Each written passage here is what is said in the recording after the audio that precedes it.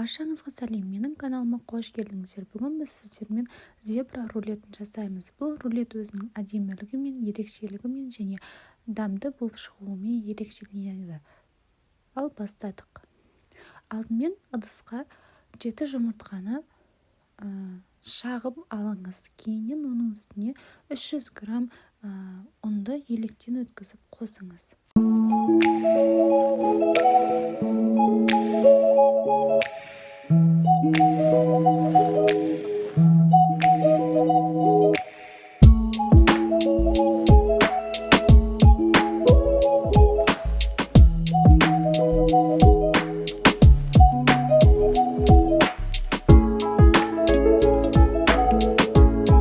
Ұнды қосып болғаннан кейін 250 мг шекерді қосыңыз.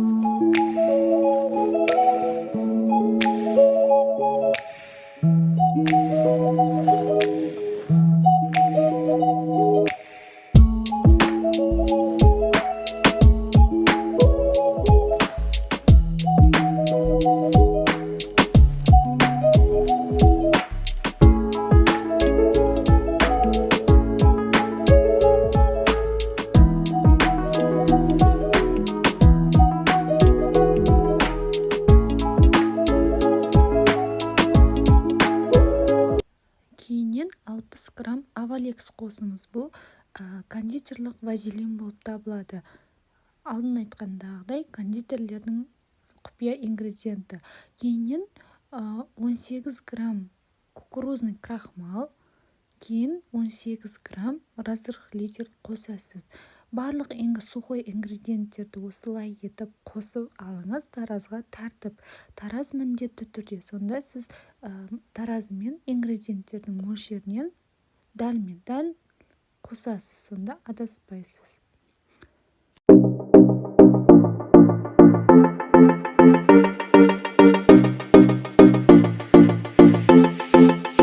Осылай сухой ингредиенттерді қосқаннан кейін 60 грамм мұздай су құйып болғаннан кейін осындай миксердің көмегімен барлық ингредиенттерді бір-бірімен араластырыңыз.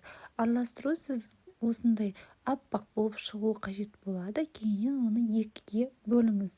Дәл бір мөлшерде, екеуі де екі ыдыстағы масса бірдей мөлшерде болуы қажет болады.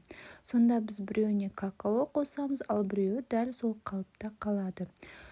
Осылай бір ыдысқа осыны екіге бөлгеннен кейін бір ыдыстағысына осындай какао қосыңыз. Какао қосқанда міндетті түрде оған 2 ас қасық осындай сүт қосып жіберіңіз. Сонда осы сүттің көмегімен оның қою болып қалмайды. Екі массаның ішіндегі консистенциясы бірдей болады. Және осы какао қосылған массаны тағы миксердің көмегімен бір-біріне біркелкі араласқанға дейін араластырыңыз. Кейін осылай пакетке салып алыңыз. Біреуін ақты бір пакетке, қараны басқа пакетке салып, егер де сізде кондитерлік осындай пакет болмаса, кәдімгі целлофан пакетке салып, оны жыртып, қырқып, осылай етіп құйып шығыңыз. Кейін оны 180 градуста пісіріп аласыз 15-20 минут.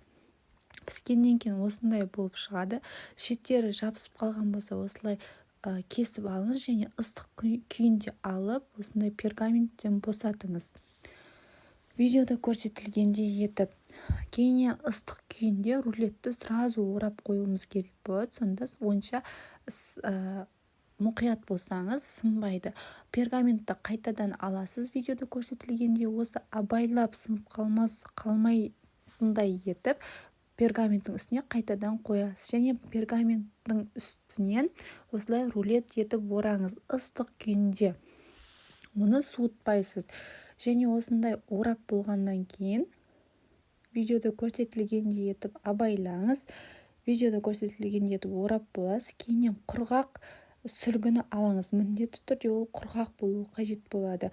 Осылай құрғақ сүлгіні алып, оны сыртынан орайсыз.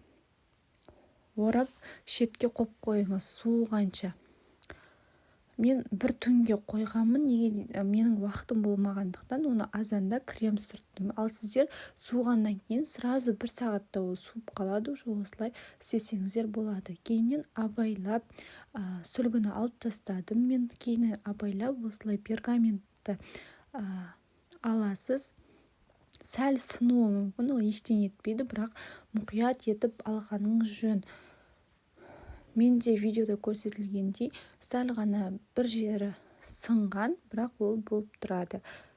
Кейіннен мен өзім сметанный кремді, сметана және сахарный пудра, варенканы араластырып крем жасадым.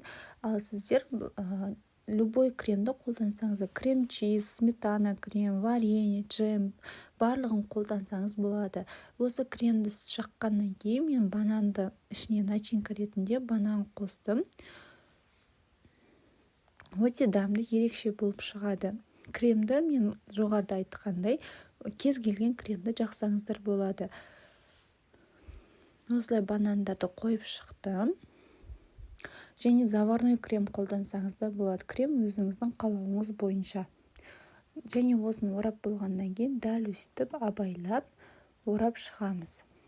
Қараңыз, өте әдемі, ерекше болып шықты. Егер де ұнаған болса, лайк басып, комментарий жазып, тіркеліп кетіңіздер. Астарыңыз дәмді болсын.